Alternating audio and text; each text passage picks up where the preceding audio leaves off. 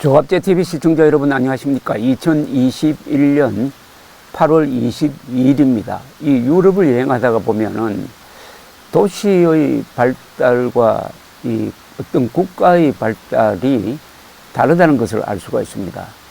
이탈리아라는 나라는 로마가 무너진 이후에 나라 그 자체로서는 통일국가를 이룬 적이 없습니다. 건 한 1000년 동안, 1000년 넘죠. 그런데 이탈리아에 있던 도시는 발전했습니다. 피렌체, 베니스, 제노바, 아말피, 그리고 밀라노 등등 유럽은 중앙집권적 통제를 갖추게 된 게 동양보다는 비교적 늦었습니다. 그러다 보니까 각 도시가 제마다 독립적으로 발전을 하다가 보니까 도시 이름이 나라보다 더 유명한 경우가 있습니다. 제가 머물고 있는 벨기에의 수도는 브뤼셀인데 브뤼셀만큼 유명한 도시가 있습니다. 북쪽에 있는 항구 도시 안트워프입니다. 이 안트워프는 영어 발음인데요. 이 안트워프는 지금도 유럽에서 두 번째 가는 항구입니다. 물동량으로서. 유럽에서 제일 큰 항구는 네덜란드 로테르담입니다. 그런데 16세기로 거슬러 오르면은 유럽에서 가장 큰 무역 항구가 안트워프였습니다.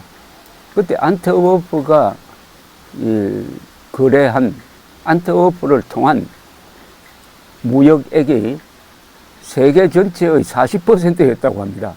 유럽 전체의 40%라면 이해하겠는데 세계 전체의 40%였다는 통계도 있어가지고 이게 조금 너무한 것 아니냐는 생각도 드는데 그건 나중에 면밀한 검토가 필요합니다. 어쨌든 유럽에서 가장 큰 항구가 런던이 아니라 안트워프였습니다. 16세기, 17세기에 넘어가면은 이게 암스테르담으로 바뀝니다.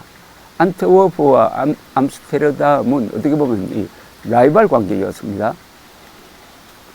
그런데 지금 항구 규모로는 안트워프가 더 큽니다. 이 안트워프라는 지명이 2차 세계대전 사를 읽으면 자주 등장합니다.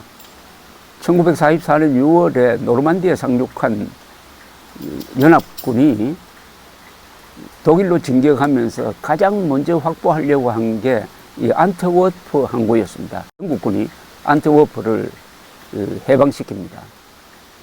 이 안트워프에 어제 다녀왔습니다. 그래서 이 안트워프 이야기를 여러분들에게 전해드릴 필요가 있다는 생각이 드는 게 이 안트워프 역사가 바로 유럽 역사의 한 단면입니다.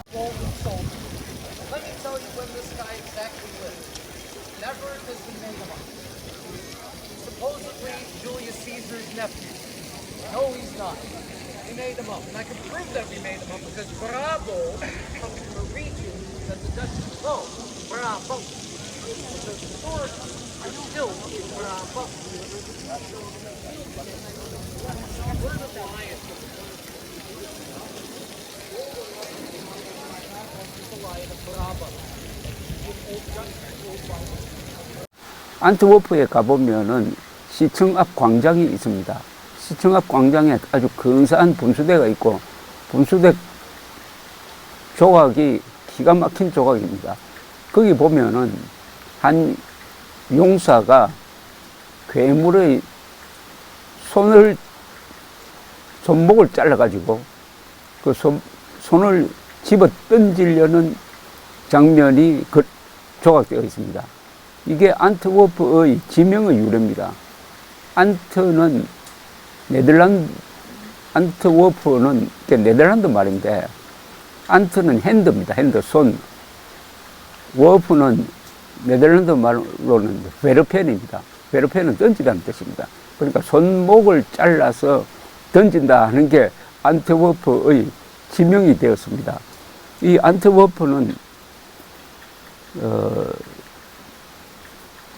큰 강이 옆을 흐르고 있습니다. 스켈테 강이라는 이 강은 유럽에서는 아주 드물게 이 서쪽에서 동쪽으로 흐릅니다. 왜냐하면 발원지가 프랑스 북부입니다. 알프스산이 아니고 그 강이 안트워프를 지나서 북해로 들어가므로 강변에 위치한 안트워프가 항구로서 일찍 기능을 하게 되었습니다. 지금 안트워프 인구는 50만 명, 그 주변까지 합치면은 약 150만 명이 되는데 1894년에 이미 안트워프는 세계 박람회를 개최를 했습니다. 그리고 1920년에는 하계올림픽을 개최했습니다. 이것은 이 안트워프라는 도시가 만만치 않다는 것을 보여주는 거죠. 16세기 안트워프 인구는 약 10만이었습니다. 그때 알프스 산맥 북쪽에서는 파리가 제일 컸고 두 번째 도시가 안트워프였습니다. 이 안트워프, 브리헤, 그리고 겐트 이 지역을 플랑드스라고 합니다. 플랑드를 하기도 하고 플랑드스라고 그러기도 하는데 이곳은 옛날부터 유럽에서 가장 잘 살았습니다. 여기 산업이 발달했는데 주로 양모 산업, 섬유, 그 다음부터는 포르투갈, 스페인의 식민지 개척으로 식민지에서 가져온 원광, 원당, 그 다이아몬드, 그래서 그걸 또 여기서 가공을 해가지고 설탕으로 만들어서 팔고 또 다이아몬드로 팔고 이 울, 양모 산업, 섬유 산업이 발전을 하고 하다 보니까 유럽에서 여러 나라 사람들이 이 안트워프, 겐트, 브리에의 플랑드스 지방에 투자를 많이 했습니다. 그러니까 국제무역의 중심지가 되었고 그것을 뒷받침하는 상공업, 동시에 고급 기술자들 그리고 금융업이 발달했습니다. 이 안트워프는 세계 최초의 이 상품시장이라면 여기 상품은 완성된 제품이 아니고 원료죠. 원료 시장이 열렸던 곳입니다. 이 포르투갈, 스페인이 아프리카와 남미, 아시아, 인도로 진출해가지고 향료, 원당, 원광을 수입해가지고 안트워프로 가져오면은 여기서 기술자들이 그리고 회사가 많으니까 이걸 가공을 해가지고 고부가가치 제품으로 만들어가지고 큰 나라, 영국, 프랑스, 독일 등으로 수출을 했습니다. 그러니까 발전하지 않을 수 없었죠. 또 영국뿐만 아니라 베니스, 제노바 등 이 돈 많은 사람들이 이곳에 투자를 했습니다. 그러니까 이 플랑드르 지방에 있는 도시 브리에, 겐트, 이 안트워프는 그때부터 국제 도시였습니다. 국제 무역 도시였습니다. 그리고 개신교도와 유대인들이 많이 몰려왔어요. 16세기 이후에는. 그러니까 개신교도와 유대인들이 많이 모이면은 이 산업이 우선 발전을 합니다. 왜냐하면 개신교도와 유대인들이 1517년 종교개혁 이후에 유럽에서 가장 높은 교육을 받는 사람이 됩니다. 이 마르틴 루터가 구텐베르크의 인쇄업에 편성해가지고 많은 책을 찍습니다. 마르틴 루터가 일으킨 이 종교개혁 운동이라는 게 그러다 보니까 글을 아는 사람이 그전에는 유대인 정도였는데 이제 개신교도들도 글을 알게 되고 교육 수준이 높으니까 상공업에 종사하게 되었다 이겁니다. 이게 안트워프가 속한 네덜란드 지역은 16세기, 17세기가 이 전성기인데 이 전성기가 사실은 이 어떻게 보면 전쟁 시기하고 이렇게 겹칩니다. 이 전쟁의 시기와 발전 시기가 겹치는 게 한국이 그렇죠. 한국이 1950년 한국 전쟁 이후에 한국의 전성기가 왔습니다. 이 전쟁은 이상하게도 나라를 발전시키는 그 어떤 계기를 제공하기도 합니다. 이 안트워프가 속한 플랑드르 지역, 그 당시에는 막 네덜란드 지역이었는데 네덜란드를 영어권에서는 로우 칸트리라고 불렀습니다. 저지대란 뜻이죠.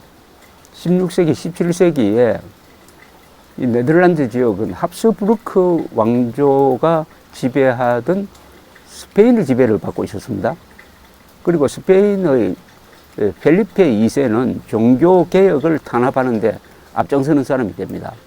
그런데 개신교도들이 네덜란드 지역에 많이 생기게 되었습니다. 독립운동을 벌립니다. 일종의 신교 대 구교의 종교전쟁 양상을 띠게 되고, 이게 주변 여러 나라가 여기에 지금 가담을 하게 되는데, 영국은 이 독립운동을 적극적으로 지원을 했습니다. 그 와중에 이 독립전쟁이 80년 계속됩니다. 1576년 스페인 군대가 안트워프의 개신교 세력을 탄압하는 과정에서 7,000명을 학살했습니다. 인구가 그때 한 10만 정도 되었는데 7,000명을 학살했다니까 대단한 학살이죠. 거기 또 800채의 집을 불태운 적이 있었습니다. 자, 1578년부터 7년간은 개신교도들이 이 도시를 장악해가지고 이 도시에 있는 유명한 성당, 노테르담 성당, 거기 123m 되는 첨탑이 있습니다만, 그게 루벤스 그림이 또 있습니다. 그 성당을 장악을 해서 거기서 구교도들이 예배도 보지 못하게 하고, 거기 걸려있던 무슨 조각품들을 많이 약탈하기도 했습니다. 자, 그러다가 1585년에 스페인 세력이 다시 안트워프를 탈환을 하니까 이번에는 개신교도들을 추방해버렸습니다. 이 개신교도들이 어디로 갔느냐 하면은 암스테르담으로 옮겨갔습니다.